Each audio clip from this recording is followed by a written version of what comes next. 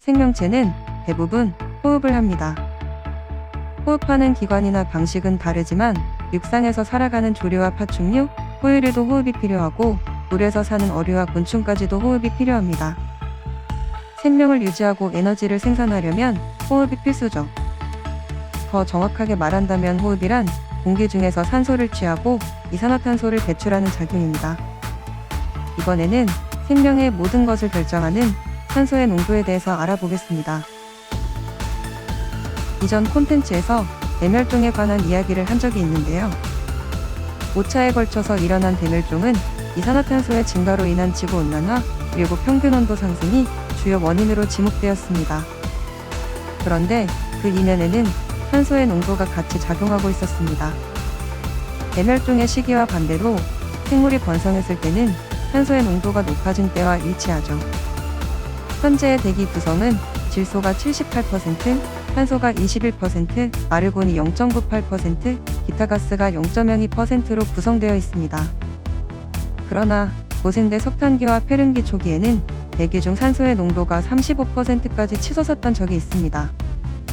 이때는 거대 곤충이 출현하던 시대로 거대 잠자리였던 메가네우라의 경우 날개를 펴면 75cm에 달하였습니다.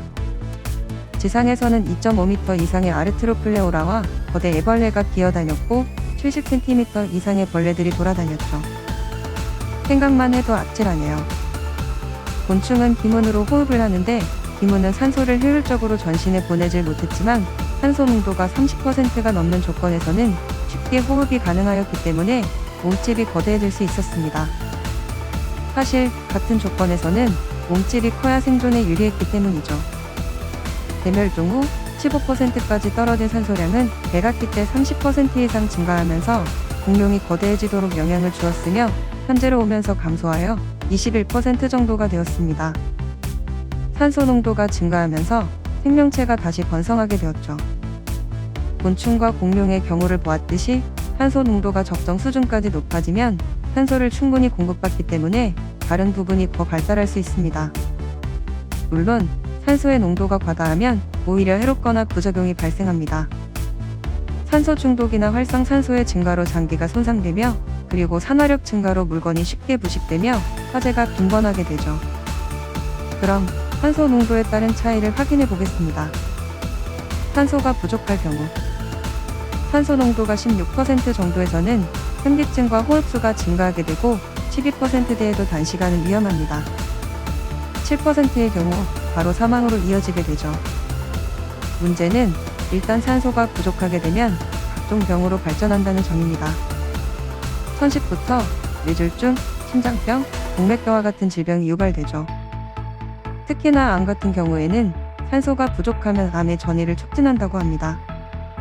이미 1930년대에 밝혀진 사실로 독일의 생화학자인 오토 바르부르크 박사에 의해서 증명되었습니다. 몸에 산소가 부족하면 정상세포가 돌연변이를 일으켜 산소 없이 살아가는데 그것이 암세포라고 하네요. 이것을 증명하여 1931년에 노벨의학상까지 수상했습니다. 반대로 말하면 몸에 산소가 충분하다면 암세포 성장이 억제된다는 얘기가 되죠. 가볍게 보더라도 두통과 시력 감퇴, 면역력 감소, 두뇌 활동 저하, 신체 능력이 떨어지게 됩니다. 산소가 적정 수준으로 충분할 경우 첫째, 신체 능력이 향상된다.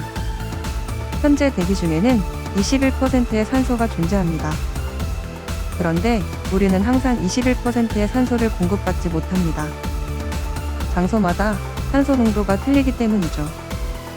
대도시에서는 20% 정도, 창문이 닫혀진 방이나 지하철 안은 19%, 밀폐된 자동차 안은 18%입니다.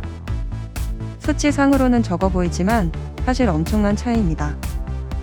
강원도의 산소 농도가 21.6% 이상인데 비해 서울 도심은 20.6%이므로 1% 정도 차이가 납니다. 그런데 강원도 계곡이나 동해안에서 술을 먹더라도 도시보다 덜 취하고 빨리 깨는 경험은 한 번씩 해보셨을 거라 생각됩니다. 라스베가스의 유명 카지노에서는 일부러 산소 발생기를 설치하여 실내 산소 농도를 23에서 25%로 유지를 한다고 하네요. 사람들이 피로를 못 느끼고 계속 도박을 하게 되니 매출에 엄청난 도움이 된다고 합니다. 실제 운동 실험에서도 21%에 비해 30% 농도의 산소는 심장의 과부하를 줄여 운동 능력을 향상시키는 것으로 증명되었습니다. 산소 농도가 높아지면 현재보다 모든 신체 능력이 더 향상됩니다. 두 번째, 뇌 활동이 증가하여 똑똑해진다. 사람의 뇌는 산소를 많이 필요로 합니다. 뇌로 공급되는 산소량이 25에서 40%까지 되는데 산소량이 많아질수록 뇌신경세포가 훨씬 더 활성화가 됩니다. 이것 역시 실험을 진행한 적이 있는데 산소 농도가 21%였을 때 정답률은 55%였는데 비해 30%였을 때는 65%로 정답률이 상승합니다. 10%나 학력이 상승된 거죠. 반대로 노인들의 경우 인지 능력이 떨어지고 판단력이 흐려지는 것은 뇌혈류를 통한 산소 공급이 저하되어서 그렇다고 하네요. 만약 폐렴기나 백악기 때처럼 35%까지 산소 농도가 증가한다면 천재들이 마구 나타나서 문명이 더 발전하지 않을까요? 물론 화재 사고나 부식 문제가 심해지겠지만 더 발달된 과학기술로 충분히 제어하지 않을까 싶기도 하고요.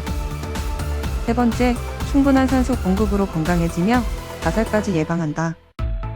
앞서 말씀드린 암의 경우도 산소가 증가되면 기능을 잃습니다. 가장 심각한 암도 그러한데 나머지 질환은 말할 것도 없겠죠. 스트레스에서 나오는 코르티솔을 분해하는 것도 산소이며 술 마셨을 때 알코올을 분해하는 것도 산소가 필요하며 중금속을 결합하여 빼내는 것도 산소가 없으면 안 됩니다.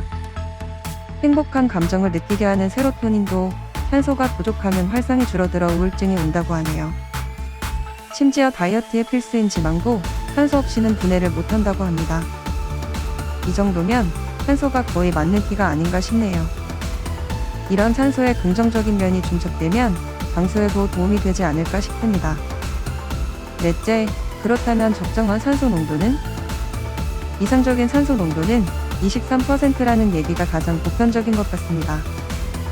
의료용 산소로 확인해보면 일단 위험한 산소 농도에 대해서 나오는데요.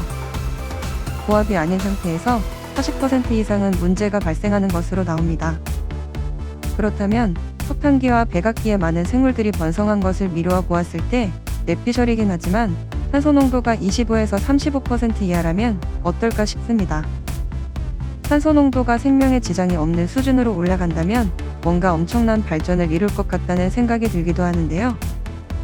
다만 그렇게 된다면 곤충도 다시 커지고 인간도 거인이 되는 부작용이 있을 수는 있겠네요. 재밌게 보셨다면 구독과 좋아요 부탁드립니다.